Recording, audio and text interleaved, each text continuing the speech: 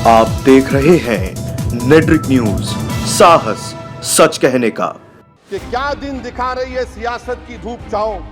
जो कल सपूत थे वो कपूतों में आ गए, थे इस कदर अजीम के पैरों में ताज थे, इतने हुए जलील के जूतों में आ गए। सर, वतन अजीज का मुस्तकबिल कैसा होगा जब बीजेपी मुझे गायब करना चाहती है। बीजेपी मुसलमानों की नफरत पर जीतती है, मुसलमानों के 90% ज्यादा वोट हासिल करते हैं, मगर फिर भी इस ऐवान के दरवाजे नहीं खुलते मुसलमानों के लिए। ओबीसी समाज के एमपी अब अपर कास्ट एमपी के बराबर हो चुके हैं और 14% मुसलमान सिर्फ 4% जीत कर आते हैं। मोदी सरकार के 5 साल में 75 लाख एस्पिरेंट्स की जिंदगी बर्बाद हो गई। 6 पेपर लीक हुआ। सर, 4 जून के बाद 6 मुसलमानों की मॉब लिंचिंग हुई। 11 घरों को मध्य प्रदेश में मोदी के बुलडोजर ने निस्तो नाबूद कर। सर, बनारस का बुनकर 18 महीने से मंडी का शिकार है, सूरत और बेंगलुरु जा रहा है। बेरोजगारी का आलम यह है कि नरेंद्र मोदी रोजगार का कैंप चलाती है नौजवानों के लिए कि तुम इजराइल में जाकर काम करो, उनको कैनन फॉडर बना रही है। कि उसूल बेचकर मसनद खरीदने वालों, निगाह अहले वफा में बहुत हकीर हो तुम। वतन का पास तुम्हें था ना होगा कभी, कि अपने हिर्स के बंदे हो, बेज़मीर हो तुम। इज़्ज़त नफ्स किसी शख्स की महफूज नहीं, अब तो अपने ही निगहबानों से डर लगता है। डंके की चोट पे जालिम को बुरा कहता हूँ, मुझे सूली से न जिंदानों से डर लगता है। मोहतरम चेयरमैन साहब, मैं आज इन लोगों की तरफ से बोल रहा हूँ जो दिखते तो हैं, जिनके बारे में बात तो होती है मगर उनकी कोई नहीं सुनता। मैं उनके बारे में बोल रहा हूँ जिनके बारे में वज़ीर आज़म मोदी ने कहा था कि घुसपैठी है। मैं उन बेटियों और माओं के बारे में कह रहा हूं जिनके बारे में मोदी ने कहा कि ज़्यादा बच्चे पैदा करते। मैं उन मासूम नौजवानों के बारे में कह रहा हूं जिनको मॉब लिंचिंग के ज़रिए मारा जा रहा है। मैं उन बेज़ुबान माँ और बाप के बारे में बोल रहा हूं जिनकी औलाद आज इस हुकूमत के गलत कानून के चक्कर में जेलों में सड़ रहे हैं। सर, मैं दस्तूर जब इस ऐवान में बन रहा था, संविधान बन रहा था, तो उस वक्त अलहदा वोटर लिस्ट और इंतखाबी रिजर्वेशन की बात आई तो उस वक्त के हमारे फाउंडिंग फादर्स ने, हमारे बुजुर्गों ने, दोनों समुदाय के हिंदू और मुसलमानों ने फैसला किया कि हम इस पर राज़ी नहीं होंगे। बल्कि उन्होंने क्या कहा था हमारे फाउंडिंग फादर्स ने, उन्होंने मुखालिफत की थी अलहदा वोटर लिस्ट की और इंतखाबी रिजर्वेशन की। उन्होंने कहा था, I quote sir, it is the duty of majority community to ensure that minorities are elected in the representative numbers.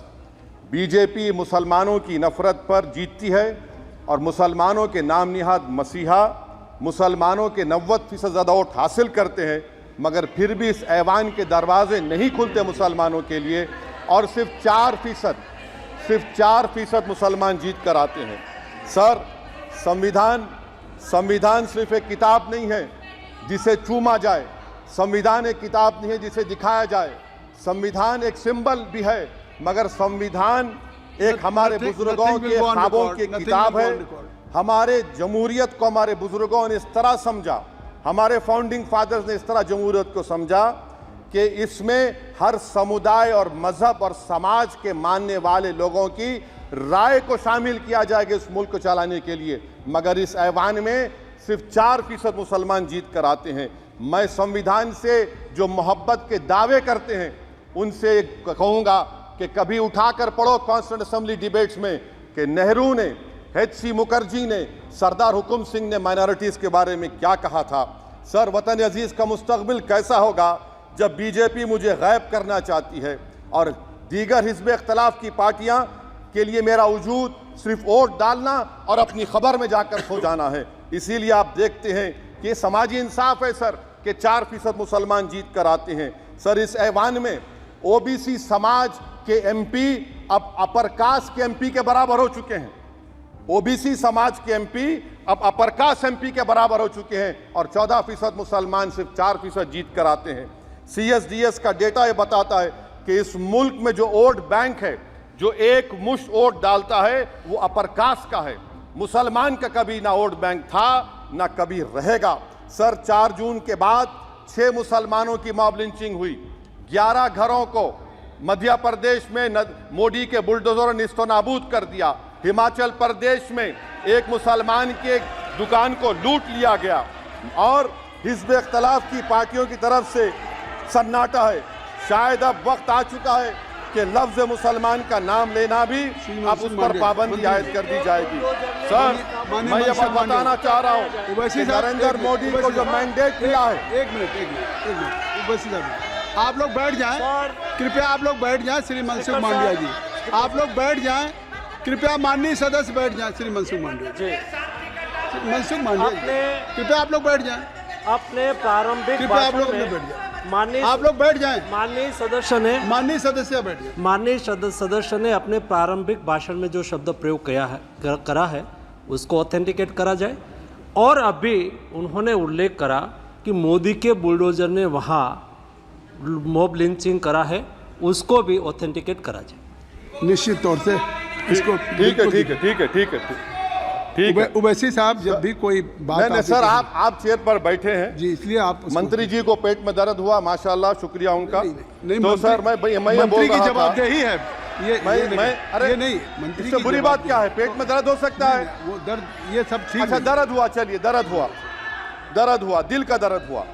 तो सर जो नरेंद्र मोदी को मैंडेट मिला है वो सिर्फ और सिर्फ मुसलमानों की नफरत पर हिंदुत्व की वजह से मिला है। I would like to say it is not Modi's in dock but every single person voted him despite his anti Muslim voice. And I would like to tell the opposition parties, this is not a moral victory for you, this is a victory of majoritarianism.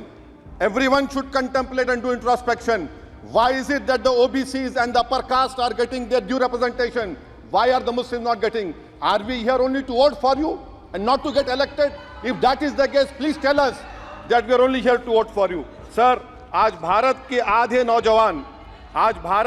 नौजवान बेरोजगार हैं और रोजगार की तालाश, बेरोजगारी का आलम यह है सर कि मोदी सरकार के 5 साल में 75 लाख एस्पिरेंट्स की जिंदगी बर्बाद हो गई, 6 पेपर लीक हुआ।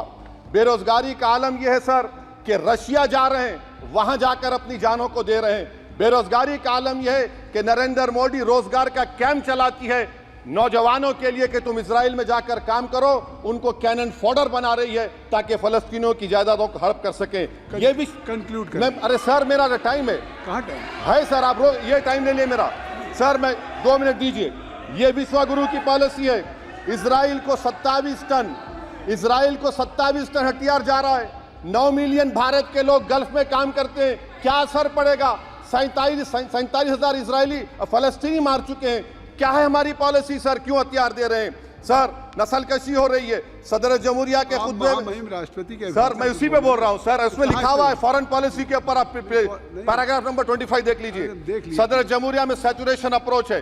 क्यों नहीं मोदी सरकार माइनॉरिटीज को फ्री स्कॉलरशिप को डिमांड करती है सर? उसको आपने बजट कम कर दिया सर। बनारस का बुनकर 18 महीने से मंडी का शिकार है, सूरत और बेंगलुरु जा रहा है सर। आखिरी बात कंक्लूड कर रहा हूं, आखिरी बात सर, पनून केस में निखिल गुप्ता, मोदी ने कहा था कि हम घर में घुसकर मारा, तो निखिल गुप्ता को किसने ऑर्डर दिया था पनून को मारने का?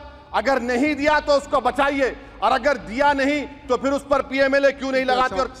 सर समाप्त करो। कमेटी बनाई आपने, उसका क्या हुआ सर? हम एससीओ को नहीं जा रहे सर। मैं आपको बता रहा हूं कि मैं अपनी इस तकरीर को टीपू सुल्तान की नजर, सुनिए सर, अब हो गया खत्म कर रहा हूं सर। मैं अपनी तकरीर को टीपू सुल्तान के नजर कर रहा हूं। ये टीपू सुल्तान की फोटो है, क्या आप इससे भी नफरत करेंगे सर? ये संविधान में टीपू सुल्तान की फोटो है जिस पर वल्लभ भाई पटेल ने साइन किया, श्यामा प्रसाद मुखर्जी ने साइन किया। ये आपकी नफरत है सर। आखिर में मैं अपनी बात को खत्म कर रहा हूं इस शेर पर कि क्या दिन दिखा रही है सियासत की धूप छांव, जो कल सपूत थे वो कपूतों में आ गए, थे इस कदर अजीम के पैरों में ताज थे, इतने हुए जलील के जूतों में आ गए। बहुत बहुत शुक्रिया सर।